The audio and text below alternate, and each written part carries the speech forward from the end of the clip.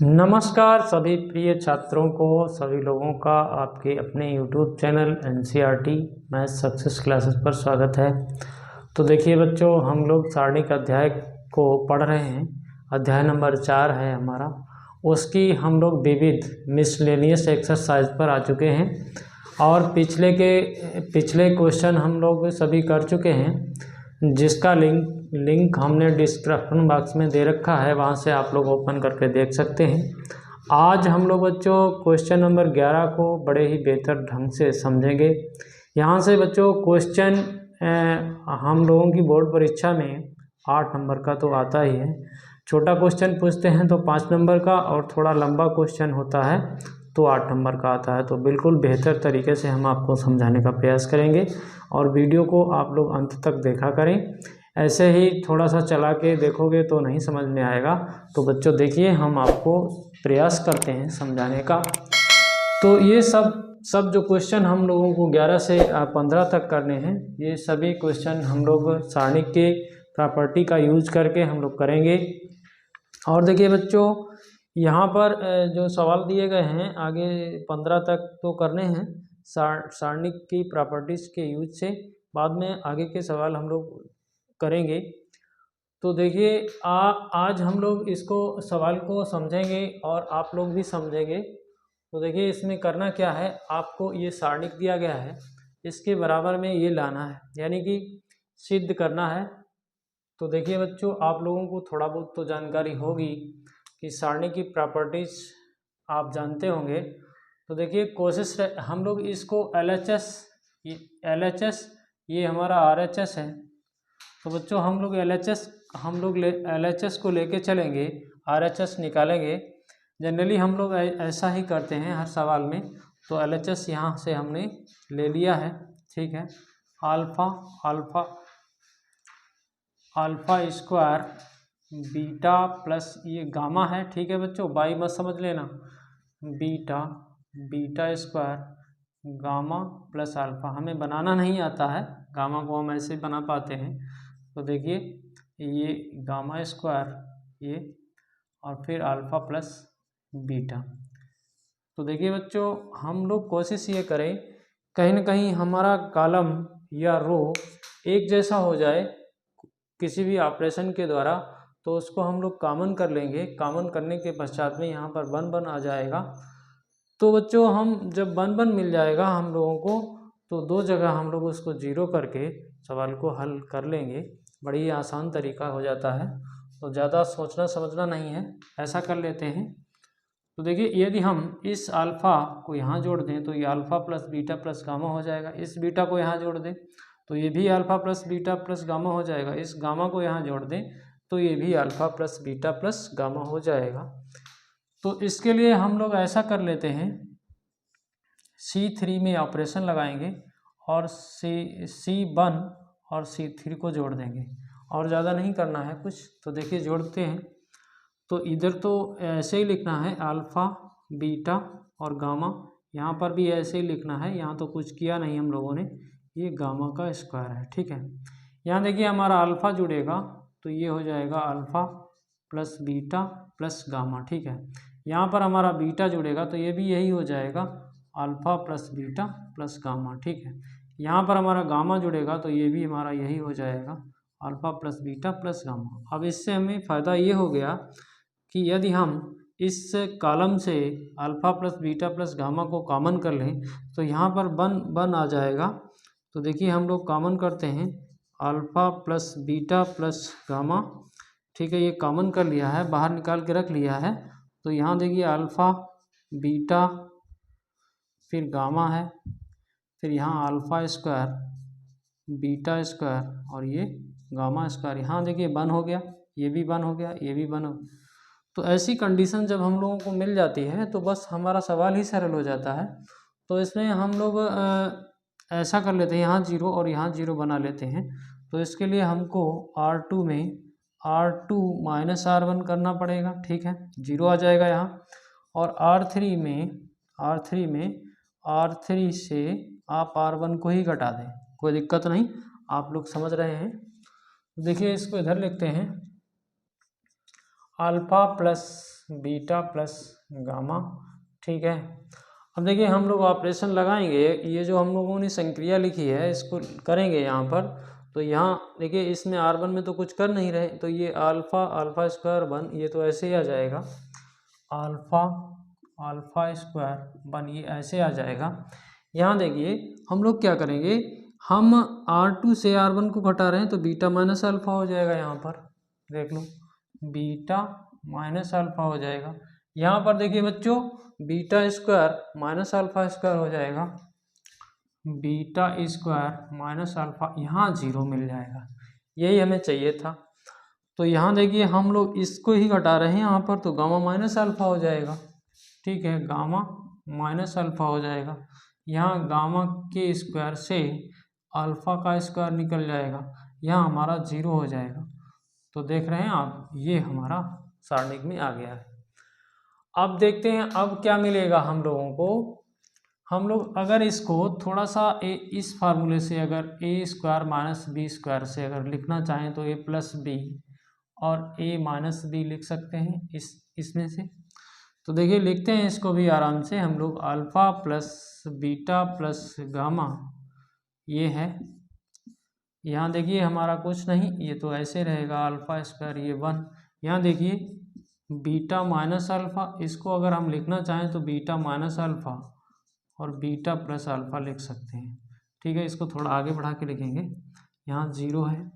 यहाँ देखिए gamma minus alpha है, यहाँ पर भी गामा माइनस अल्फ़ा और गामा प्लस अल्फ़ा हो जाएगा, ठीक है, और यहाँ पर तो 0 है ही। अब इससे हमारा क्या फ़ायदा हुआ कि हम लोग देखिए इस बीटा माइनस अल्फ़ा को यहाँ से कॉमन कर सकते हैं, यहाँ गामा माइनस अल्फ़ा को यहाँ से कॉमन कर सकते हैं, तो कर लेते हैं। तो देखिए alpha plus beta plus gamma, और यहाँ से हमें दूसरी वाली रो से बीटा माइनस अल्फ़ा मिल गया और तीसरी वाली रो से गामा माइनस अल्फ़ा मिल गया, और जो बचा है हमारे पास वो हम लिख लेंगे। तो बच्चों देखिए अल्फ़ा स्क्वायर 1, यहाँ तो ये कॉमन ही हो गया था तो ये 1 हो गया, यहाँ पर ये कॉमन हो गया था, ये बीटा प्लस अल्फ़ा बचा है, यहाँ तो 0 है, तो देखिए यहाँ पर भी 1 हो गया है। यहाँ पर आपके पास गामा प्लस अल्फ़ा बचा है और यहाँ पर आपके पास 0 है, ठीक है। अब हम लोग बस सीधा हल ही कर लेंगे। हम लोग ऐसा कर लेते हैं, इस कॉलम के सापेक्ष हल कर लेंगे, इस कॉलम यानी C3 के सापेक्ष हल करेंगे। तो देखिए ये आप इसको छोड़िए, इसको छोड़ दीजिए, ठीक है, इसका ये सारणिक में आ जाएगा। देखिए हम लोग लिखेंगे तो समझ में आएगा, alpha plus beta plus gamma, और यहाँ से बीटा माइनस अल्फ़ा, ठीक है, यहाँ से गामा माइनस अल्फ़ा, और देखिए ये हमारा चिन्ह तो पॉजिटिव ही देगा क्यों, ये 1 है, फिर आपको सारणिक में मिलेगा 1 बीटा प्लस अल्फ़ा और 1 गामा प्लस अल्फ़ा, ऐसा मिल जाएगा सारणिक में। तो इसका हम लोग हल कर लेंगे। तो देखिए बच्चों आपको दिख रहा है कि नहीं दिख रहा है, इधर लिखते हैं alpha plus beta plus gamma, फिर आपके पास बीटा माइनस अल्फ़ा है, फिर आपके पास गामा माइनस अल्फ़ा है। फिर देखिए क्या करोगे, इसका इसमें गुणा कर दोगे, माइनस लगा के इसका इसमें गुणा कर दोगे, यही तो तरीका होता है। तो कर देते हैं हम लोग। तो देखिए गामा प्लस अल्फ़ा, फिर माइनस लगा के इसको लिखेंगे तो माइनस बीटा माइनस अल्फ़ा, ऐसा हो जाएगा। देख लो यहाँ पर माइनस आएगा, माइनस बीटा माइनस अल्फ़ा, तो इससे हमारा अल्फ़ा कट गया, तो हम लोगों को मिल गया है alpha plus beta plus gamma, और यहाँ से बीटा माइनस अल्फ़ा, यहाँ देखिए गामा माइनस अल्फ़ा, यहाँ देखिए गामा माइनस बीटा। अब देख लेते हैं RHS है या नहीं। तो beta minus gamma, beta minus gamma, beta minus gamma नहीं, gamma minus alpha, gamma minus alpha है हमारे पास, ठीक है। ये अल्फ़ा माइनस बीटा, ये उल्टा है, ठीक है, इसको अभी सीधा करेंगे। ये बीटा माइनस गामा, तो ये भी उल्टा है, इसको भी सीधा कर लेंगे। तो देखिए alpha plus beta plus gamma, इसमें आपको अल्फ़ा माइनस बीटा करोगे तो माइनस चिन्ह बाहर आएगा, और इसमें देखिए ये तो सही है गामा माइनस अल्फ़ा, इसको आप बीटा माइनस गामा करोगे तो यहाँ पर भी माइनस चिन्ह बाहर आएगा, तो यहाँ वाला माइनस चिन्ह यहाँ वाले माइनस चिन्ह से प्लस हो गया है। तो बच्चों अब ये हम लोगों का आंसर हो गया RHS। तो अभी हम लोग एक सवाल और करेंगे इसको मिटाने के बाद में, लिखने के बाद हम लोगों ने अगला क्वेश्चन यानी क्वेश्चन नंबर 12 नोट कर लिया है। इसमें भी वही सब करना है, बस इसमें इतना ये दिया गया है, इसके बराबर ये लाना। तो ये हमारा LHS है, LHS को हम लोग लेके चलेंगे, RHS निकाल के दिखाएंगे, यही प्रक्रिया होती है सवालों की। तो बच्चों देखिए हम यदि ऐसा कर लें, देखिए हम लोगों ने सारणी की प्रॉपर्टीज पढ़ी हैं, वहाँ पर आप देखेंगे वीडियो को तो समझ में आएगा आपको। वहाँ पर आप इस ऐसे डिटरमिनेंट को दो जगह तोड़कर लिख सकते हैं। तो देखिए कैसे हम लोग इसको लिखेंगे। एक बार तो हम लोग LHS को लिख लेते हैं, क्योंकि सवाल लगाने से पहले हम लोग ऐसा करते हैं सॉल्यूशन में। तो देखिए यक्स है, यक्स स्क्वायर है 1 प्लस पी एक्स क्यू है, ठीक है।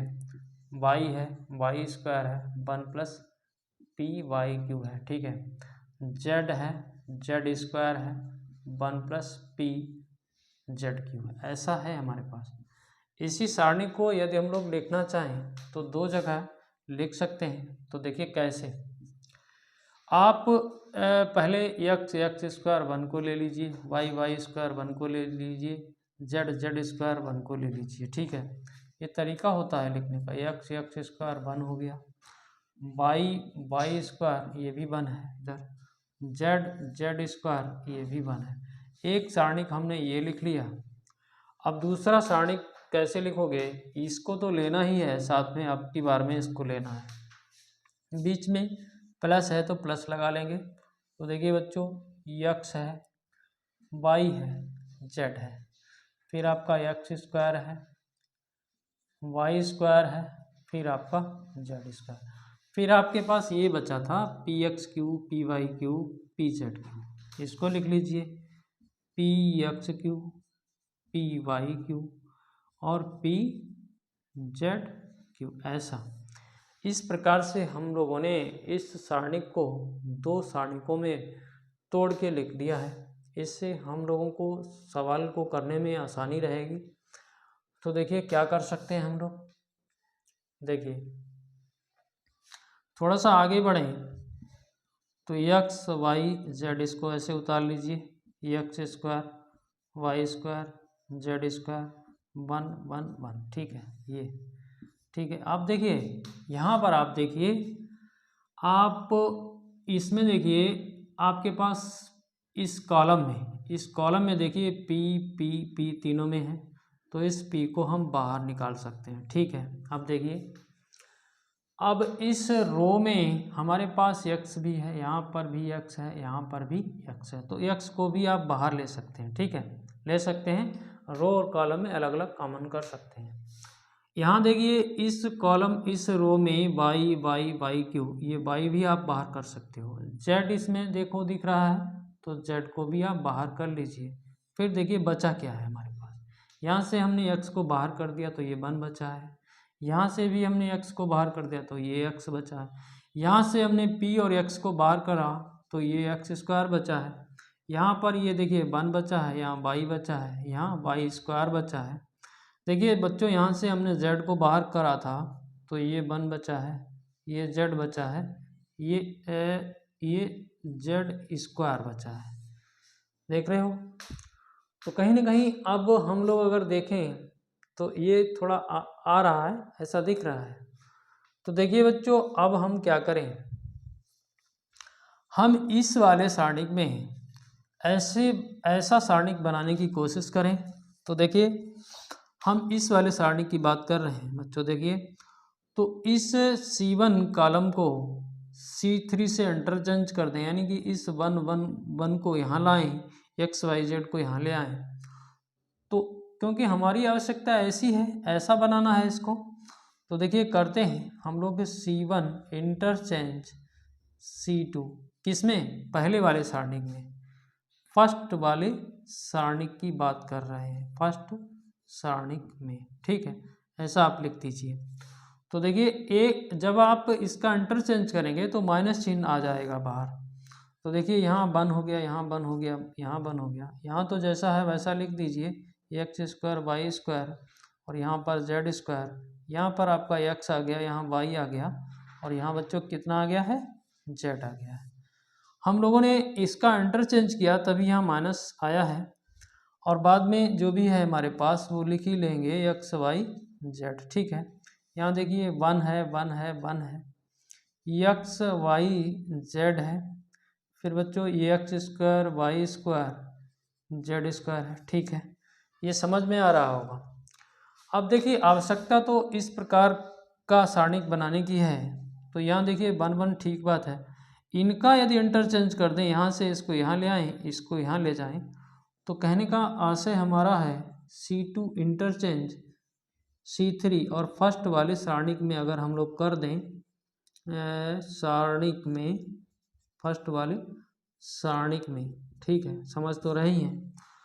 तो अब की बार में जो माइनस आएगा वो इस माइनस को ख़त्म कर देगा, बिल्कुल ऐसा हो जाएगा। तो यहाँ देखते हैं हम लोग, यहाँ पर देखते हैं, क्योंकि हमारा माइनस ख़त्म हो गया है तो बिल्कुल हम इसका इंटरचेंज C3 का C2 में कर रहे हैं, तो आप समझ रहे हैं ना।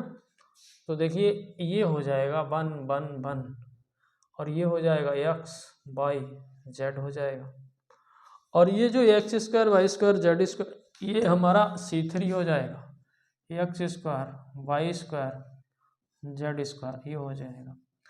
फिर देखिए यहाँ पर हमारे पास पी एक्स वाई जेड है, यहाँ पर भी ऐसा ही है सारणी, तो 1 1 1 X Y Z X square Y square Z square, ठीक है। आप बच्चों देख रहे होंगे दोनों सारणिक एक जैसे हैं, तो क्यों ना ऐसा कर लिया जाए, इनको कॉमन कर लिया जाए, तो यहाँ पर आपके पास 1 plus P X Y Z हो जाएगा। फिर आपका यही तो सारणिक बचेगा 1 1 1 एक्स वाई जेड हो जाएगा, एक्स स्क्वायर वाई स्क्वायर और जेड स्क्वायर हो जाएगा, ठीक है। यदि इसका हम गुणा करने बैठे तो यही आएगा, तो देख रहे हैं हम। तो जब ऐसी स्थिति हो जाए, 2 जगह 3 जगह 1 1 आ जाए, तो हम लोग ऐसा कर लेते हैं, R2 में R2 माइनस R1 कर लेते हैं और R3 में R3 माइनस R1, ये संक्रिया हम लोग यूज करते हैं। जनरली हम लोग सवाल लगा चुके हैं, तो हर सवाल में यही होता है, कोई दिक्कत नहीं, तो करते हैं। तो देखिए 1 plus P X Y Z ये तो है ही हमारे पास। यहाँ देखिए हम लोग R1 में कुछ नहीं कर रहे हैं, तो 1 एक्स स्क्वायर इसको ऐसे रहने दीजिए, यहाँ 0 हो जाएगा, यहाँ एक्स माइनस वाई हो जाएगा, यहाँ देखिए बच्चों Y square minus X square हो जाएगा, ठीक है, ये हो गया। अब देखिए यहाँ पर आप R3 में आएंगे तो R1 को घटाएंगे तो ये 0 हो जाएगा, ये देखिए जेड माइनस एक्स हो जाएगा, ये Z square minus X square हो जाएगा, ठीक है। तो आप देख रहे हैं, अब हम क्या करेंगे, हमें देखिए यहाँ से x माइनस वाई और यहाँ पर भी हमारा x माइनस वाई है, यहाँ पर z माइनस एक्स है, ठीक है, ठीक है। तो यहाँ पर भी हमारे पास z माइनस एक्स है, क्योंकि अभी हम लोगों ने ये फार्मूला देखा था, ए स्क्वायर माइनस बी स्क्वायर बराबर ए प्लस बी, और बच्चों ए माइनस बी होता है। इसको यदि हम लोग तोड़ेंगे तो फिर ये यही आएगा इस प्रकार से। तो लिखते हैं एक बार, फिर हम लोग हल करेंगे 1 plus P X Y Z, ठीक है। अब देखिए एक शार्ट में करते हैं, ज़्यादा नहीं लिखेंगे। तो देखिए हम लोग इस वाले का रो से एक्स माइनस वाई को कॉमन कर रहे हैं, ठीक है, कर लिया हमने। इस वाले रो से जेड माइनस एक्स को कॉमन कर रहे हैं, तो बचा क्या वो लिखेंगे, ठीक है। तो देखिए यहाँ तो कुछ चेंजिंग हुई नहीं, ये तो ऐसे ही रहा, यहाँ पर 0 है, ठीक है, यहाँ पर आपका 1 आया होगा। यहाँ देखिए वाई माइनस एक्स है, लेकिन हम लोगों ने यहाँ पर एक्स माइनस वाई को कॉमन किया है, तो कहीं ना कहीं माइनस चिन्ह बचेगा और आपका वाई प्लस एक्स बच जाएगा, ठीक है। और यहाँ से सीधा सीधा हमारा जेड माइनस एक्स निकला, तो ये तो ठीक बात है, ये आपका जेड प्लस एक्स आ जाएगा, ठीक है। ये लिख लिया हम लोग। अब हम लोग इस C1 के सापेक्ष इसका विस्तार कर देंगे और हम लोग उत्तर को निकाल लेंगे, ठीक है। तो देखिए इसके सापेक्ष आप विस्तार करेंगे तो ये रो छोड़ दीजिए, इसको छोड़ दीजिए, इसका यहाँ गुणा करेंगे और इसका यहाँ गुणा करेंगे, बीच में माइनस लगाएंगे। तो क्योंकि अब नीचे अगर लिखेंगे तो आपको दिखेगा नहीं, इसलिए हम यहाँ लिख रहे हैं, ठीक है। यहाँ देखिए 1 plus P X Y Z ये है हमारे पास। यहाँ देखिए X minus Y Z minus X ये है।